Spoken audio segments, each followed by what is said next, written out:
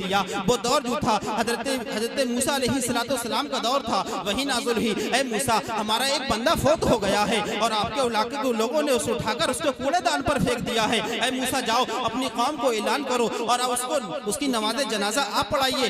आपने अपनी कौम को ऐलान करिए, उसकी तजहीज़ तक़सीम करें और उसकी नमाज जनाजा आप पढ़ाएं। हज़रत मूसा अलैहिस्सलाम अल्लाह की बारगाह में दरियाफ्त होते हैं, मौला मैंने तो सुना था वो बंदा बहुत गुनहगार है, बहुत सियाकार है, अब उसके लिए इतनी इज्जत और इकराम का सबब क्या बना? जाहिर सी बात है 200 साल की जिंदगी पाई, कोई अच्छे अमले खैर काम नहीं, फिर भी उसकी बख्शिश का जरिया है। गैब से निदा आती है वाकई वो बंदा गुनहगार था, वाकई वो बंदा सियाकार था, लेकिन उसने मेरी किताब तौरात को खोला, उसमें नामे इसमें ग्रामी मोहम्मद रसूलुल्लाह सल्लल्लाहु ताला अलैहि वसल्लम लिखा देखा और ताज़ीम की नियत से उसको चूमा और हुजूर अलैहिस्सलाम पर दुरूद पाक पढ़ा। इसकी बरकत से मैंने उसके 200 साल के गुनाहों को बख्श दिया। आज इस महफिल से ये लेके जाएं, हम जब भी उठते चलते फिरते बैठते हर वक्त हुजूर अलैहिस्सलाम पर दुरूद पाक पढ़ेंगे इंशाअल्लाह।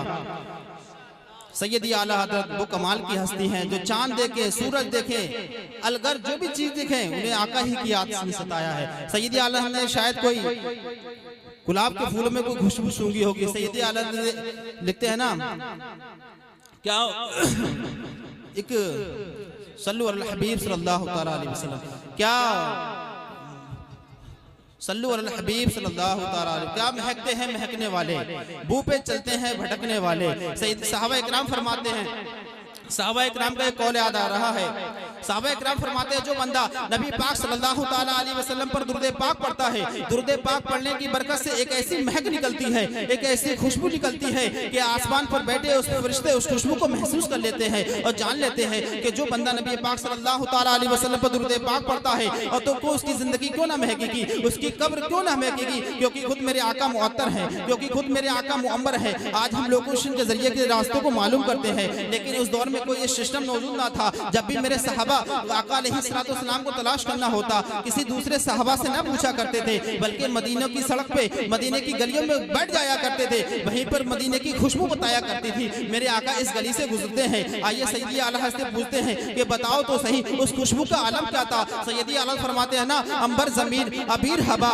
मुश्क तर गुबार, आका ये अदनासी शनाख्त तेरी रह गुजरती है, क्या महकते हैं महकने वाले, बू पे चलते हैं भटकने वाले। और लगाना है बताओ, मैं बताता हूँ नबी पाक सल्लल्लाहु ताला अलैहि वसल्लम के इत्र का आलम क्या था। अरब के लोग बड़े बड़े इत्र लगाते हैं और लगाना भी चाहिए। एक साहबी रसूल आका की बारगाह में हाजिर होते हैं, अर्ज करते हैं या रसूलल्लाह मेरी बच्ची की शादी है, खुशबू के लिए पैसे नहीं है या रसूलल्लाह, मुझे आप इत्र दे दीजिए। वो साहबी रसूल से आका अलैहिस्सलाम ने कहा कि सुनो तुम कल आना, एक शीशी लेके आना। वो साहबी रसूल कल दोबारा आका की बारगाह में हाजिर हो गए, कहते हैं मेरी बच्ची की शादी है, खुशबू के लिए पैसे नहीं है या रसूलल्लाह। वो साहबी रसूल ने आका अलैहिस्सलाम को शीशी मुबारक दी। आका उस साहबी रसूल के सामने आका अलैहिस्सलाम ने अपने हाथों से पसीने मुबारक को लगाया। आप और हम जो है खुशबू लगाते हैं पसीने की बदबू से बचने के लिए, लेकिन मेरे आका क्या दे रहे हैं, पसीना मुबारक दे रहे हैं, क्योंकि मेरे सहाबा जानते थे ये किसी दूसरे का पसीना नहीं है, ये मेरे आका का पसीना है। वो साहबी रसूल वो पसीने मुबारक को अपने घर लेके आए। अच्छा वो बच्ची जो दुल्हन बनने वाली थी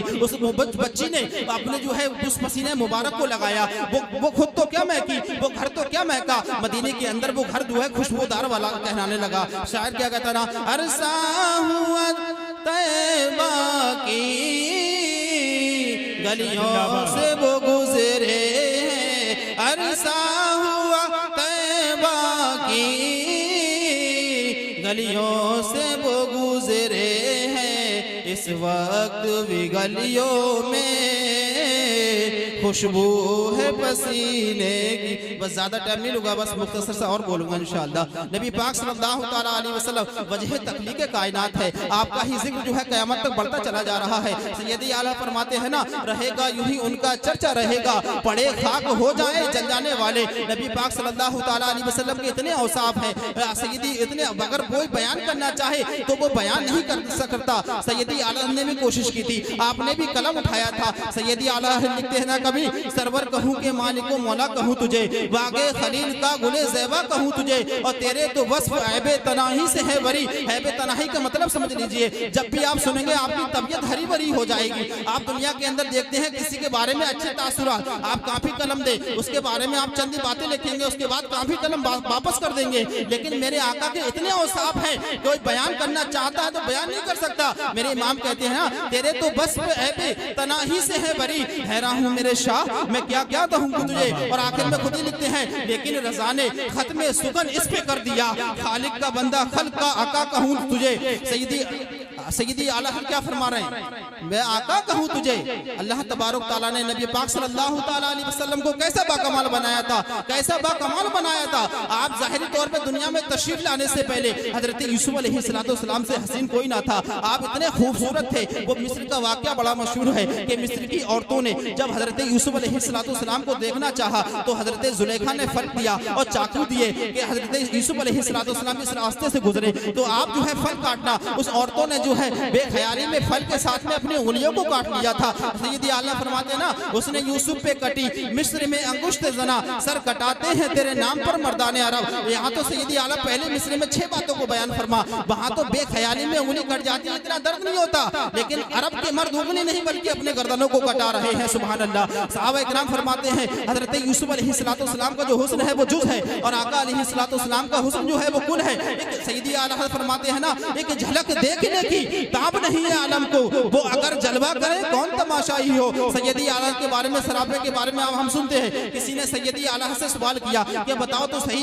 आका अलैहिस्सलाम के बाल मुबारक कैसे थे। सैयदी आला हजरत है ना, लैलतुल क़द्र से मतलइल फज्र हक मांगती इस्तिकामत पेला को सलाम, बताओ तो सही आका अलैहिस्सलाम के लब मुबारक कैसे थे। सैयदी आला लिखते हैं ना, पतली पतली गुले खुद उसकी पत्तियां, उन लबों की नजाकत पेला को सलाम, बताओ तो सही आका अलैहिस्सलाम के जुबान कैसी थी, वो ज़बान जिसको सब उनकी कुंजी कहे, उसकी नाफिस हुकूमत पे लाखों सलाम, बताओ तो सही आका अलैहिस्सलाम के कान कैसे थे, दूर नजदीक के सुनने वाले वो कान, काने लाले करामत पे लाखों सलाम, बताओ तो सही आका अलैहिस्सलाम के हाथ कैसे थे, वो हाथ जिस सब उठा गनी कर दिया मौजे बहरे समाअत पे लाखों सलाम, बताओ तो सही आका अलैहिस्सलाम के बाजू में कुब्बत कैसी थी, जिसको बारे दो आलम की परवाह नहीं, ऐसे बाजू की कुब्बत पे लाखों सलाम, बताओ तो सही आका अलैहिस्सलाम सारी दुनिया सारे कायनात के मालिक थे, आपकी आजिज़ी इंकिसारी कैसी थी, दो जहां मिलकर जौ की रोटी गिज़ा, उस शिकम की किनात पे लाखों सलाम, बताओ तो सही आका अलैहिस्सलाम दिखते कैसे थे, आपकी रंगत कैसी थी, जिसकी रंगत से बेरंग रंग गए